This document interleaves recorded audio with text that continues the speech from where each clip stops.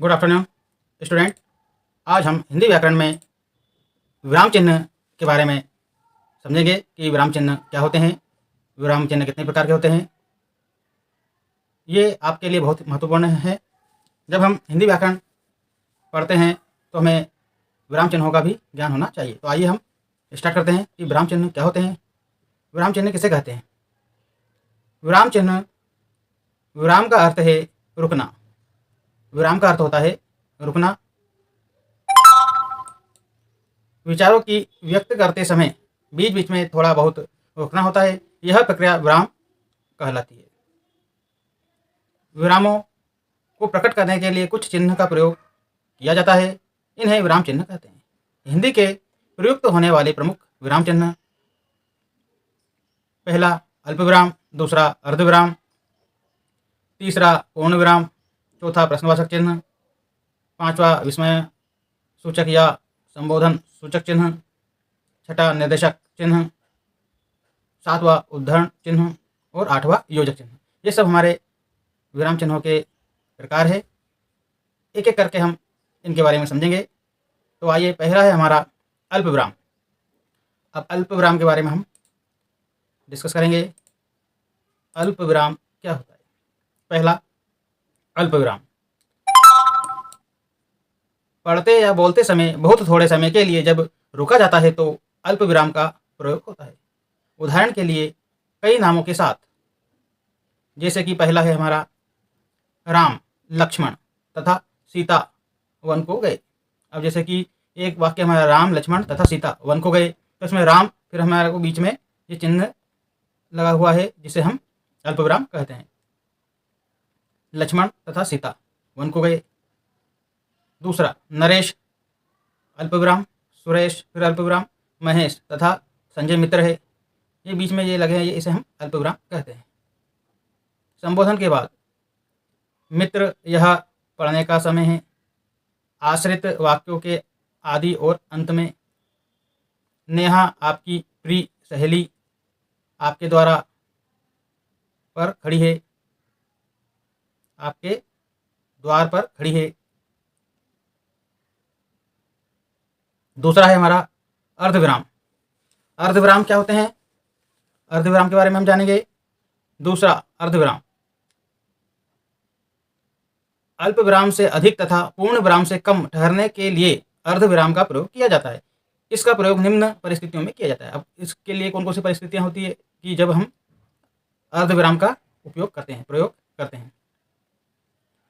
इसका प्रयोग निम्न परिस्थितियों में किया जाता है: कोई नियम या सिद्धांत बताने के बाद आने वाले जैसे शब्द से पहले अर्धविराम आता है। जैसे विवाहित महिलाओं के नाम से पहले श्रीमती शब्द का प्रयोग होना चाहिए। उदाहरण के लिए श्रीमती कमला देवी, श्रीमती कमला देवी। अब हमारा तीसरे नंबर का है पूर्ण विराम। पूर्ण विराम क्या होते हैं? अब पूर्ण विराम के बारे में हम जानेंगे कि पूर्ण विराम क्या होता है। वाक्य पूर्ण होने पर इसका प्रयोग किया जाता है। जब हमारा जो वाक्य है वो पूर्ण हो जाता है तो उसके बाद पूर्ण विराम का प्रयोग किया जाता है। तो पूर्ण विराम, उदाहरण देखेंगे हम पूर्ण विराम का। जैसे कि पहला, रमेश पढ़ता है। अब जब पूरा जो वाक्य वो कंप्लीट हो गया है, पूर्ण हो चुका है, उसके बाद हमने क्या लगाया? पूर्ण विराम। रवि अच्छा लड़का है, ये वाक्य भी पूरा हो गया है, फिर हमने लगाया पूर्ण विराम। फिर तीसरा वाक्य हमारा तुम जाओ, ये पूरा वाक्य हो गया, फिर हमने लगाया पूर्ण विराम। इसे हम बोलते हैं पूर्ण विराम। जब वाक्य जो है हमारा वाक्य पूर्ण होने पर इसका प्रयोग किया जाता है। जब वाक्य पूर्ण हो जाता है तो इसका हम प्रयोग करते हैं। अब हमारा चौथे नंबर का विराम चिन्ह है प्रश्नवाचक चिन्ह। अब प्रश्नवाचक चिन्ह क्या होते हैं ये हम समझेंगे कि प्रश्नवाचक चिन्ह का उपयोग हम कहाँ कहाँ करते हैं। प्रश्नवाचक चिन्ह ऐसे वाक्यों के अंत में प्रयोग किया जाता है जिसमें प्रश्न पूछा जाता है। वही प्रश्नवाचक चिन्ह का प्रयोग हम जब करते हैं कि जब हम किसी से प्रश्न को पूछते हैं। जब हम प्रश्न किसी से पूछते हैं तो प्रश्नवाचक चिन्ह का उपयोग हम करते हैं, प्रयोग हम करते हैं। उदाहरण के लिए कई उदाहरण से हो सकते हैं। पहला, तुम्हारा नाम क्या है, ये हमने कोई प्रश्न पूछा है, वो ये प्रश्नवाचक चिन्ह लगा हुआ है। सूर्य कौन सी दिशा से उदय होता है, ये हमने किसी से प्रश्न पूछा। वही प्रश्नवाचक चिन्ह। कालिदास कौन थे, ये हमने प्रश्न पूछा, ये प्रश्नवाचक चिन्ह। यदि एक ही वाक्य में अनेक प्रश्नवाचक उपवाक्य हो तो पूरे वाक्य की समाप्ति पर ही प्रश्नवाचक चिन्ह लगेगा।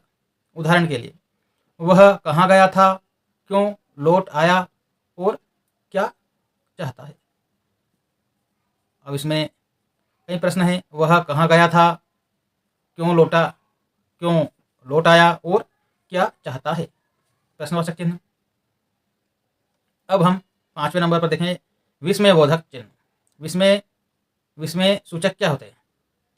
विस्मय सूचक चिन्ह क्या होते हैं? विस्मय सूचक चिन्ह या संबोधन सूचक। विस्मय, हर्ष, घृणा, भय, आश्चर्य,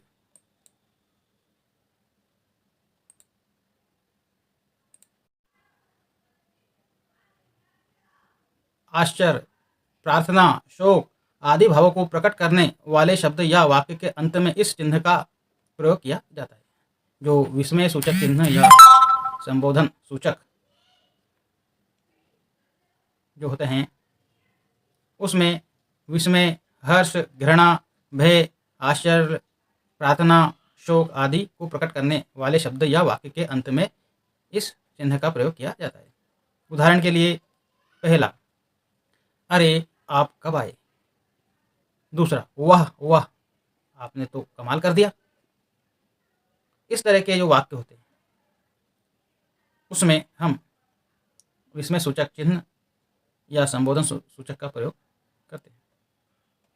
जैसे अरे आप कब आए, जब हमने विस्मय सूचक चिन्ह का प्रयोग किया। वाह वाह आपने तो कमाल कर दिया, इसमें भी हमने विस्मय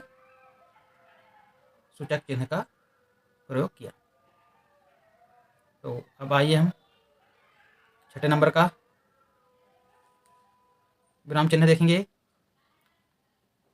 निर्देशक चिन्ह।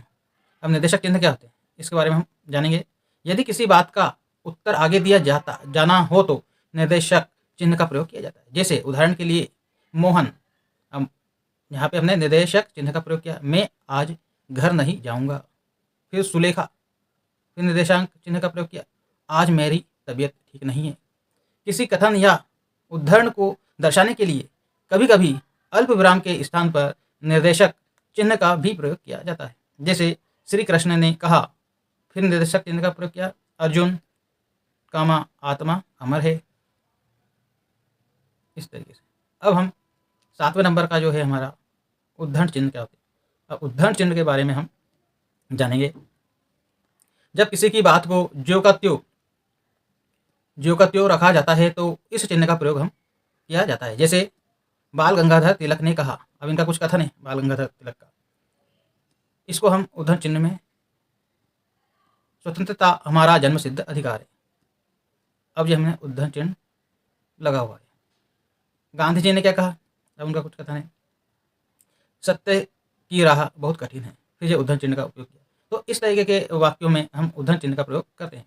वाक्य में प्रस्तुत कवि या लेखक के उपनाम, पाठों के शीर्षक, पुस्तक, समाचार पत्र आदि के नाम को इकहरे उद्धरण चिन्ह से दर्शाया जाता है। जैसे गोस्वामी तुलसीदास ने रामचरित्र मानस की रचना की, सूक्तियों, कहावतों, काव्य पंक्तियों आदि को इकहरे उद्धरण चिन्ह से दर्शाया जाता है। जैसे गोस्वामी जी ने कहा, हे बिनु सत्संग विवेक न होई, तो इसमें भी हमने उद्धरण चिन्ह का प्रयोग किया है।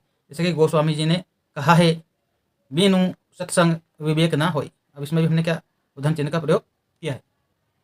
अब 8वें नंबर का हमारा विराम चिन्ह है योजक चिन्ह। अब योजक चिन्ह क्या होते हैं, अब योजक चिन्ह के बारे में हम जानेंगे कि योजक चिन्ह क्या होते हैं। जब कोई शब्द अपने संबंध शब्द के साथ आता है तब दोनों शब्दों के बीच योजक चिन्ह का प्रयोग किया जाता है। जैसे पाप, पुण्य, और पाप और पुण्य के बीच में हमने योजक चिन्ह का प्रयोग किया है। सुख और दुख, इसमें भी योजक चिन्ह का प्रयोग किया। लाभ हानि, इसमें भी हमने योजक चिन्ह का प्रयोग किया। जीवन मरण, इसमें भी योजक चिन्ह का प्रयोग किया। प्रकाश अंधकार, इसमें भी योजक चिन्ह का प्रयोग किया। तुलनात्मक, सा सी से के पहले, जैसे चांद सा मुख, लक्ष्मण जैसा भ्राता। तीसरा, शब्दों के द्वित्व अथवा शब्द युग्म रूपों में, जैसे कभी कभी, धीरे धीरे, ऐसे शब्दों में, ऐसे वाक्यों में, ऐसे शब्दों में योजक चिन्ह का प्रयोग किया जाता है। तो योजक चिन्ह क्या होते हैं ये हमने देखा। मैं आशा करता हूँ कि आपको ये वीडियो समझ में आया होगा। शेयर करें, कमेंट करें, लाइक करें, सब्सक्राइब करें। Thanks for watching this video.